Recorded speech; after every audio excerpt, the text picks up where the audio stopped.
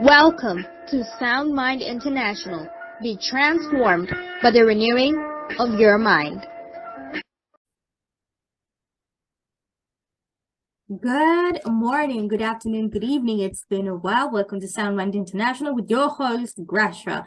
Now, May, I just want to thank God for the month of May. It has been a month of glory to glory, a month of favor, a month of open doors. And I'm just here to encourage you watching this, to be sensitive in this season and mostly around change. We're going to be taking our title, and this month's title is entitled The Mantle of Elijah, taken from our anchor scripture, 1 Kings chapter 19, verse 19 to 21, and it reads, So Elijah went from there and found Elisha, son of Shaphat. He was plowing with 12 yoke of oxen, and he himself was driving the 12th pair. Elijah went up to him and threw his cloak around him. Elisha then left his oxen and ran after Elijah.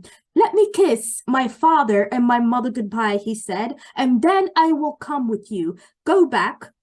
Elijah replied, What have I done to you? So Elisha left him and went back. He took his yoke and oxen and slaughtered them. He burned the plowing equipment to cook the meat and gave it to the people, and they ate. Then he set out to follow Elijah and become his servant. Now, if you have been paying attention, you will find that your hard work, efforts, studying, research, and process the Lord has been taking you on has prepared you for what is to come. Whether you didn't take your season of preparation seriously, whether you didn't know or stop to think about it is up to you. Because according to scripture, there is a time for everything and a season for every activity under the heaven. And if you have been following the blueprint and manuscript the Lord has for you, you will find that despite the opposition that the transition into a season of change has been very timely. In the season of change, with every change, it comes with change of positions, change of circumstances, change in promotion. We have to say our goodbyes.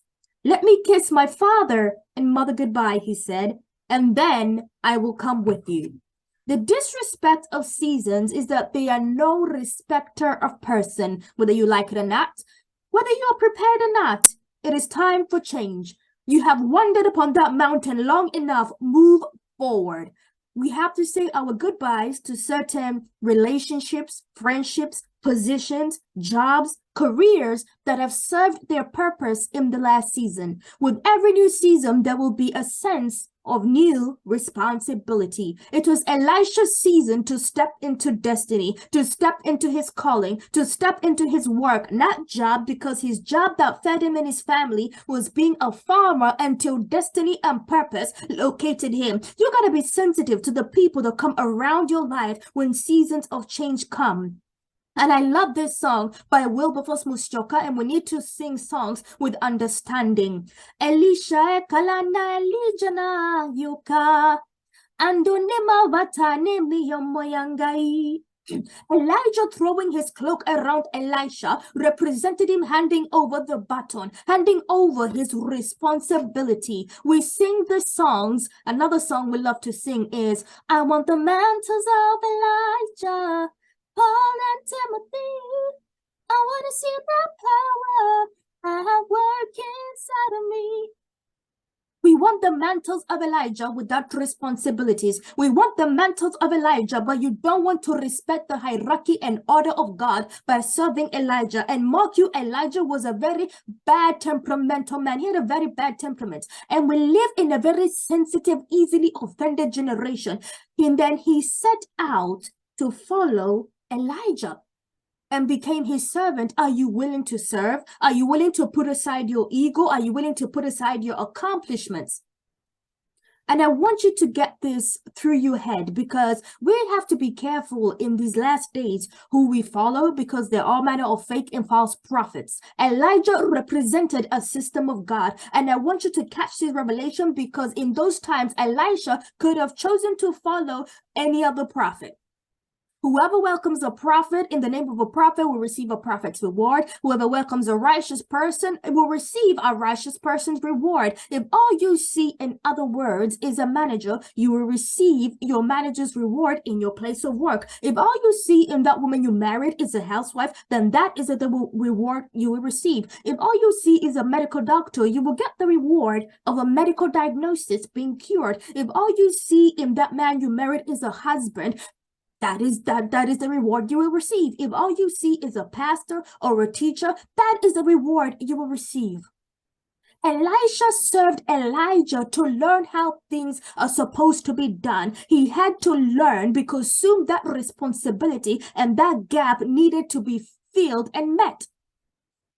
I like the book of Jeremiah chapter 6, verse 16 to 17. Ask for the ancient paths. Ask where the good way is and walk in it, and you will find rest for your souls. Elisha was following a path, and in that path, there was a pattern to follow. For those of you who are African, who know what I'm talking about when we refer to certain families, that have certain patterns. You said, it happened to the great-grandparents, it happened to the grandparents have transferred that pattern to the parents, and now we are starting to see the same pattern from the parents to the children because it is a known pattern. And instead of you to use this season to learn, humble yourself, serve under certain graces, so that you will know what to do when that staff is handed into your hand. By your Gehazi character will be evident that you got into that occupation, you got into that job, you got into that position by default because the child has not awakened. Oh, Gehazi, what happened? You should have been paying attention to your manager. You should have been paying attention to your parent. You should have been paying attention to that aunt, to that uncle. You should have been paying attention to your pastor. You should have been paying attention to that gap that you will soon need to occupy of responsibility, meaning you should have been paying attention to your season of training and transition. That auntie, that uncle, that mentality, oh, I have siblings, I have relatives abroad that can always render me financial help. Sit down and use those relationships to your advantage and be that Elisha who will take on the responsibility in your generation, in your family, in your community. And not be like a Gehazi that when that staff of responsibility is handed over to you, you begin to say, oh, the child has not awakened. I'm not speaking concerning certain ministers or ministries, but there are certain occupations, as I've mentioned previously, that it will be so obvious that you only got that job, that promotion, or that work, or that business, or that ministry, not because you were even qualified, but because of who you knew, because your aunt, because your relative, because your friend was the manager of that organization. Now, there are also ministers and pastors, managers, politicians, workers who, like Saul, Ahab, and Herod, wamekwamilia kwa hiyo kiti kama Mugambe na walivutwa kazi kitambo sana. In English, you were fired a long time ago. When it's time to leave a season, leave with dignity and leave well. These characters, instead of training the younger ones, they are star and destiny hunters. They seek to frustrate or displace people from their place of assignment and calling because they failed and couldn't meet with the incompromisable standard of God. They want you to also fail because they have to dim your light so that theirs can shine brighter. Now, such kind of people and characters will even go as far as killing and sacrificing you. They are the people like Pharaoh when the children of Israel wanted to come out of Egypt. They will not let you leave. They don't mean you well. They don't want to see you pass over to your promised land. They don't want to see you pass over to your level of promotion. They don't want to, hand over the mantles, the skills, the knowledge, the experience, the lessons learned, the manuscript, the impartation of graces so that you will not be disgraced. Please don't kill me because God used you to favor me. Thank you for the lessons. Thank you for the opportunities. Thank you for the exposure. And thank you to the connections. And thank you for the favor. But it is season and I must respectfully kiss you goodbye. Please don't overstay in certain seasons or positions, because life is not permanent. It comes in seasons. Now, who are you training, you watching this, as your replacement or protege? Oh, pastor, anointed man and woman of God, a season is coming that where you will need to train your replacement. Oh, businessman and businesswoman, I respect your diligence in business, but a season is coming where you will need to train your replacement. Oh, Mr. President and Mr. Politician, breadwinner of the family or Joseph of your family, a season is coming when you might need to train your replacement to sustain that pattern.